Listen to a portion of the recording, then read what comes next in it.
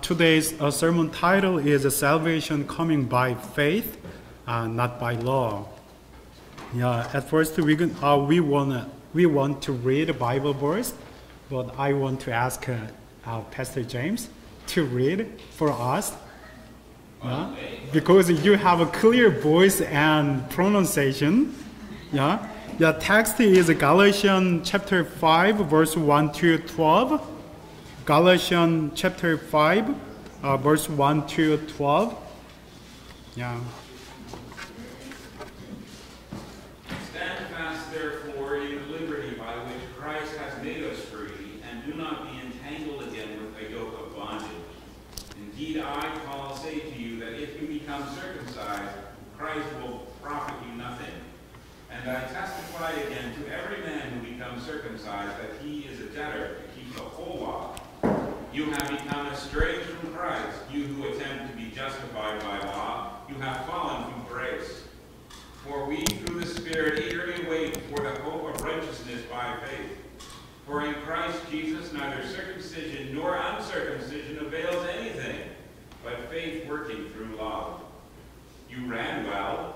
Who hindered you from obeying the truth? This persuasion does not come from him who calls you. A little leaven leavens the whole lump. I have confidence in you, in the Lord, that you will have no other mind, but he who troubles you shall bear his judgment, whoever he is. And I, brethren, if I still preach circumcision, why do I still suffer persecution? Then the offense of the cross has ceased. I could wish that those who trouble you would even cut themselves off. Okay. Cynthia, my daughter is Shiloh, and then Cynthia and me, usually we ask Shiloh many rules for her right life. First one is do not lie, and then keep promise. Do not watch for animation over 15 minutes. Put on sun cream. When you go out to play, go to bed before 9 o'clock. Do not eat chocolate till mom allows it. Do not take ice cream from refrigerator till mom allows it. Do not eat an egg with salt. Put on clothes only that mom allows when you go to school and when you go to church. Usually we ask this rule to Shiloh. And then Shiloh breaks the rule often. So Cynthia scolds Shiloh often. However, those rules do not affect to the relationship as a daughter and mom. Shiloh is our daughter and we are her parents. The rules are not relevant to the fundamental relationship between Shiloh and us. Today's text we want to share are also dealing with that matter. There were first teachers in Galatian church, and they taught that law is a core value to become a people of God. Paul, however, confuted the teaching from today's text. Today, we want to share Paul's response against the first teacher's teaching. Prior to Paul's response on first teacher's teaching, we need to figure out the gospel, original gospel Paul has preached to Galatians.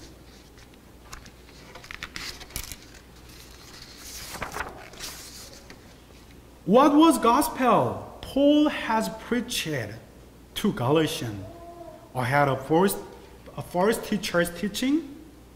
It can be summarized in 5. Firstly, we all are sinners. In Romans 3:10-11, Paul said, as it is written, here Roman is not Me? It is book of Bible, one of book of Bible. Yes, it's not me. And then, even though I am Roman, I'm not gladiator. No, I'm just Roman. I'm sorry for joking. In Romans chapter 3, 10 to 11, Paul said, "It is written, there is no one righteous, not even one. There is no one who understands, no one who seeks God." In Romans 3:23, Paul said, "All have sinned and fall short of the glory of God." What is a sin? Jesus said about the nature of the sin in Mark 7:21 to 23. "For from within, out of a man's heart, come evil thought, sexual immorality, theft, murder, adultery, greed, malice, deceit, lewdness, envy, slander, arrogance, and folly. All these evils come from inside and make a man unclean." Bible said, already we have sin in our heart. Usually, we regard the prisoner as a sinner, but God proclaims we all are sinners. The difference between prisoners and us is just whether the sin is discovered from others or not.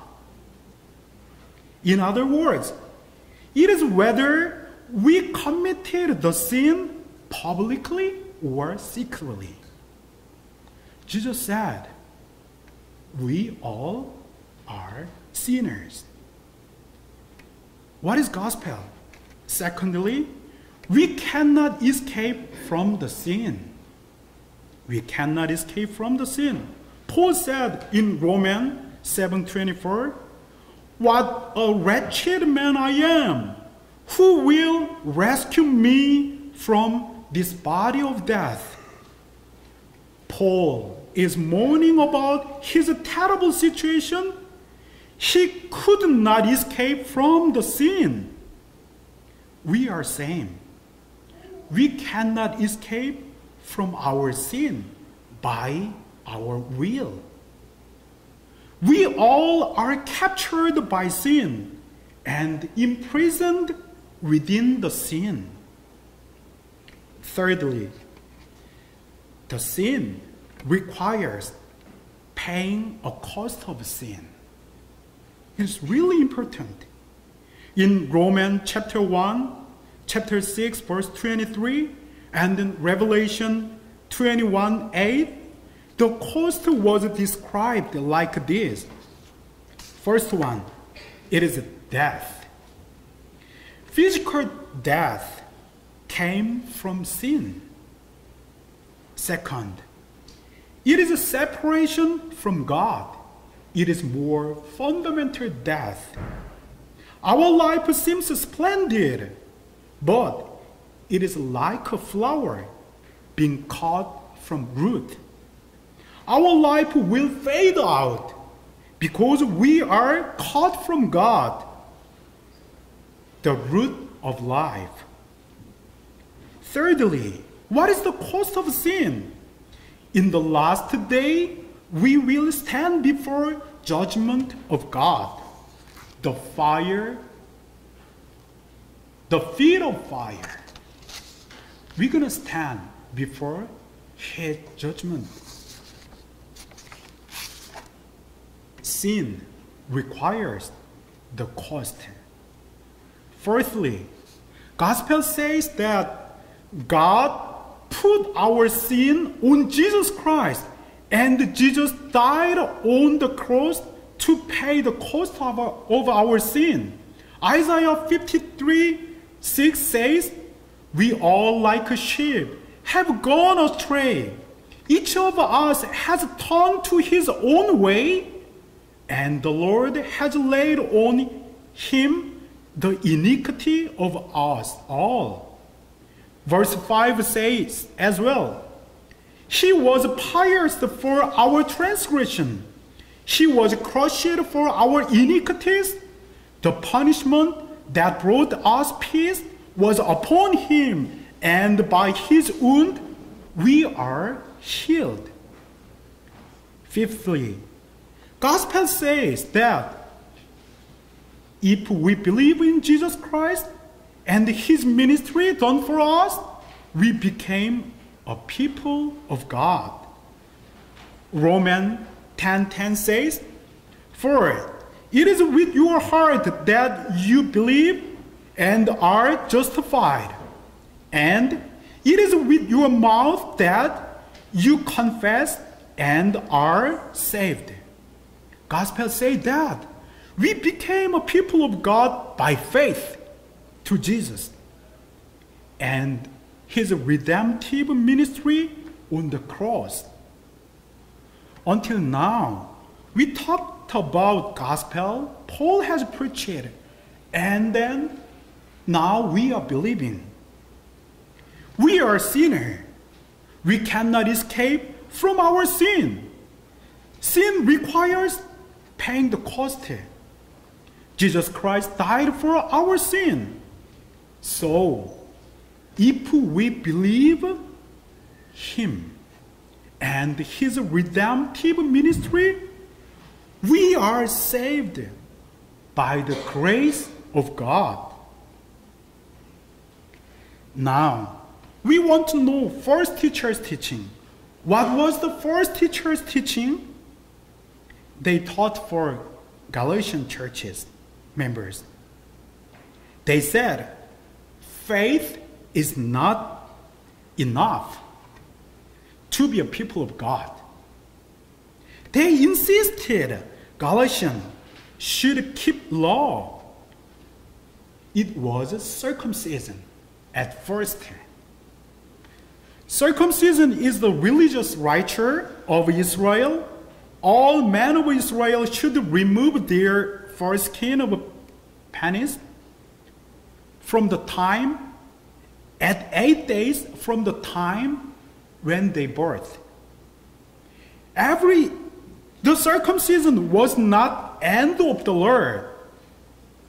It was just a starting point of the law.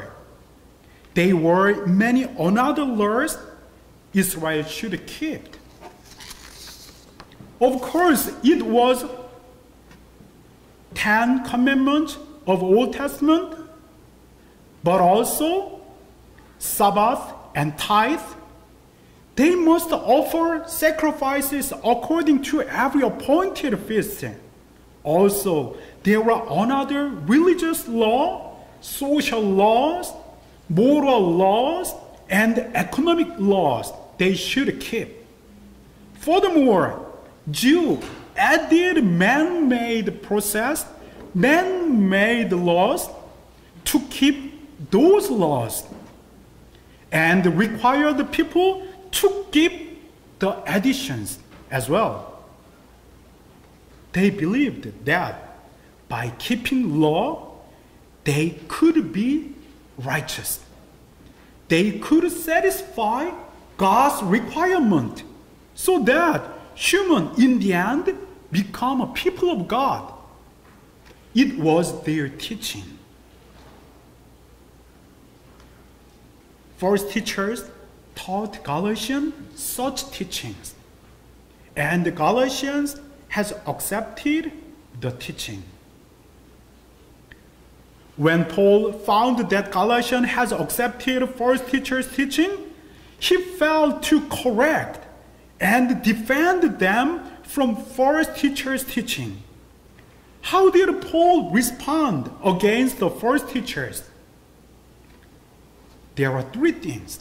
Firstly, Paul said that first teachers and the followers are not relevant to Christ, and they are fallen away from grace.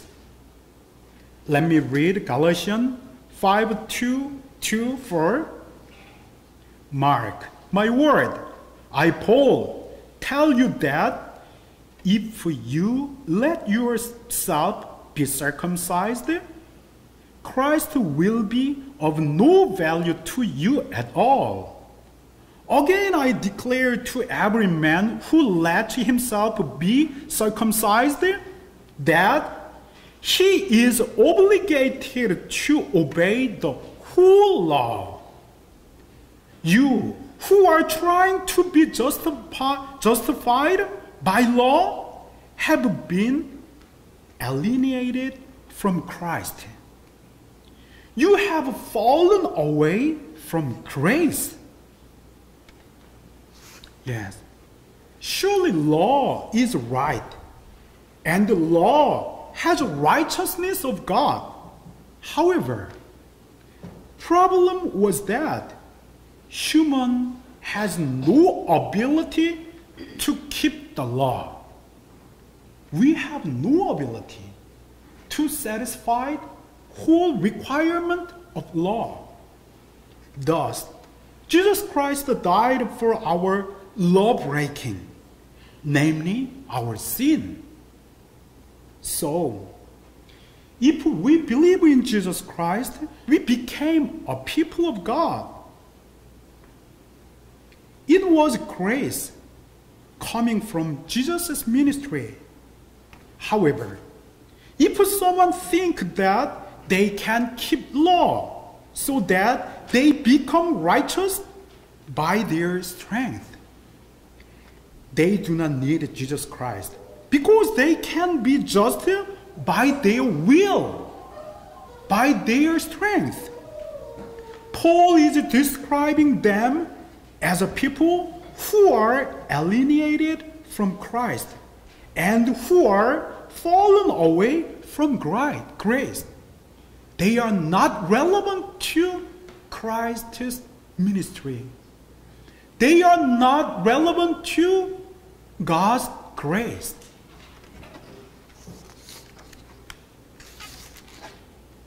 Can you be a righteous person by keeping every law? Do you think it is not possible for you?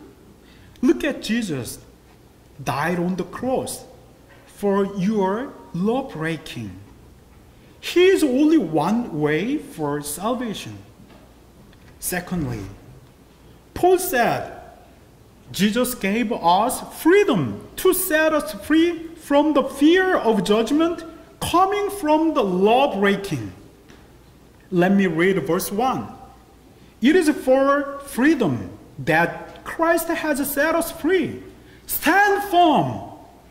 And then do not let yourself be burdened again by a yoke of slavery. Law has both faces. One face is righteousness. Keeping law is a righteous life.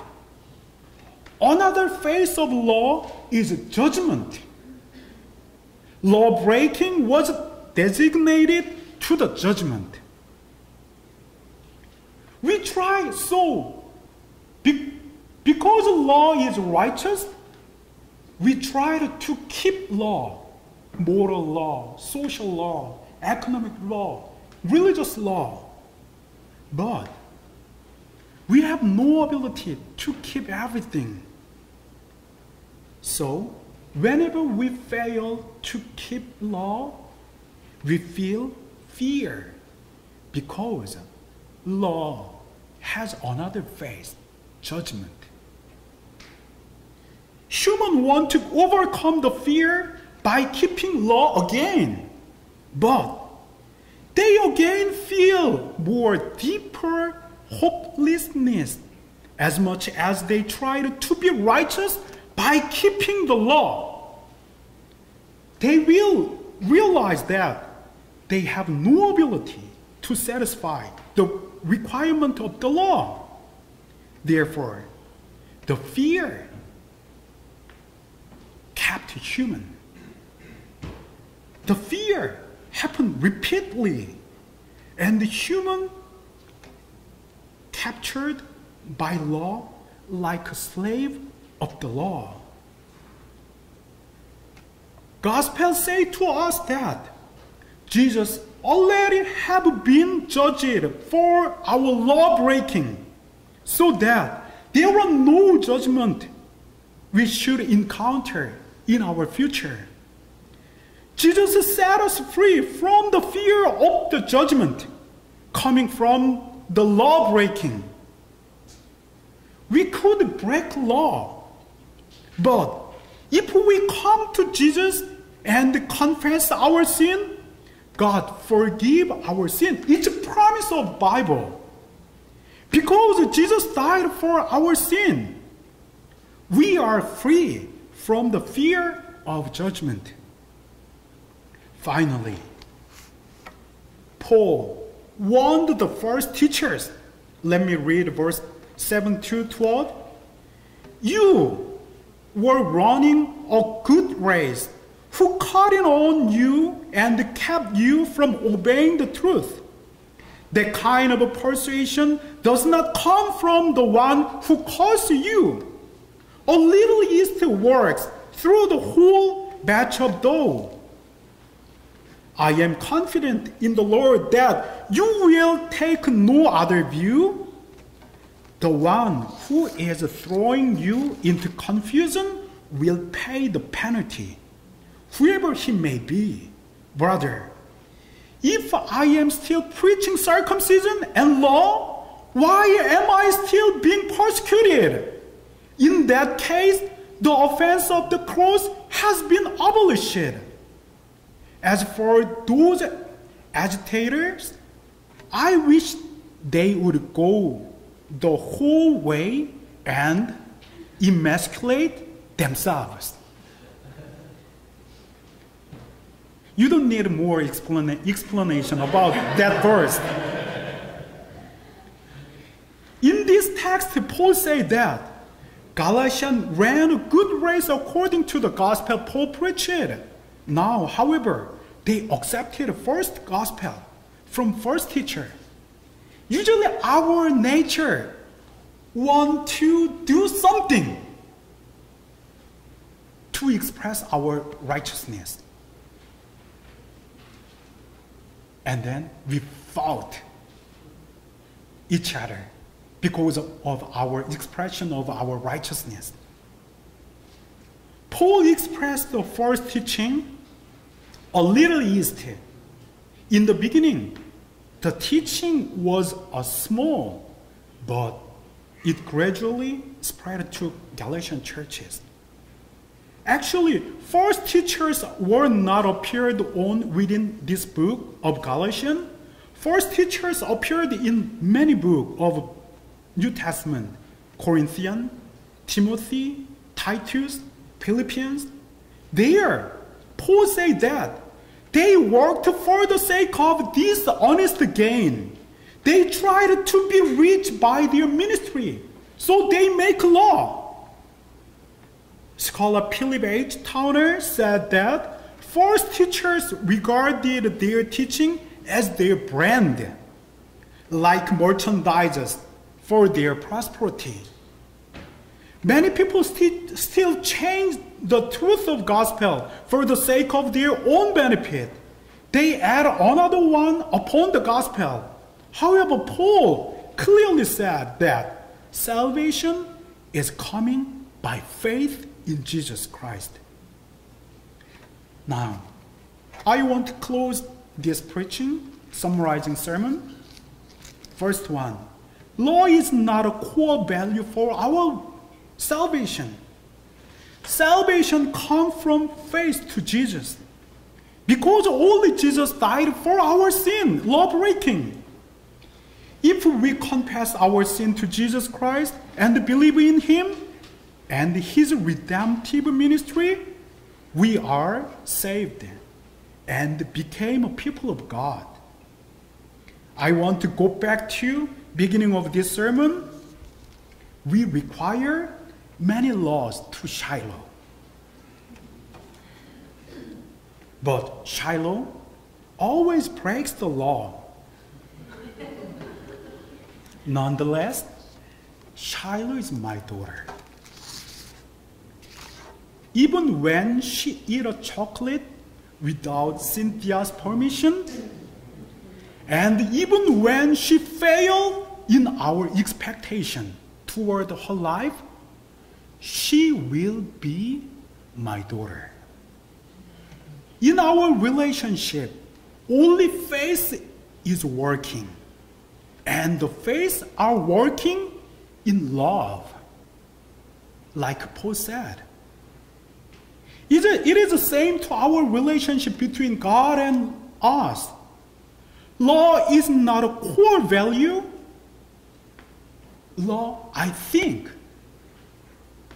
it is not theologian thought, or it is not what Bible is saying, but I think law is kind of a device for the better life between relationship. For better life, I ask Shiloh, you are my daughter. As a minister's daughter, you should do that, please. Sometimes I beg her, please do that. Yeah, for our better life, you should do that. First one, second one, third one. Before Israel created as a nation, there was no law. Between Avram and God, there was just a relationship by faith, working in love. Abraham believed God, and then God regarded his faith as righteous. And then God declared, I will make you as a nation. And then he became a nation. And then the nation need a law they should keep for the better life. And then as time passes, the law became a core value within Israelites. Here Paul said, that is not core value. Core value is faith to him. Be born again through Jesus Christ and be tied with Jesus Christ by the faith, working in love. It's gospel. I want to close this worship singing a song, Above All.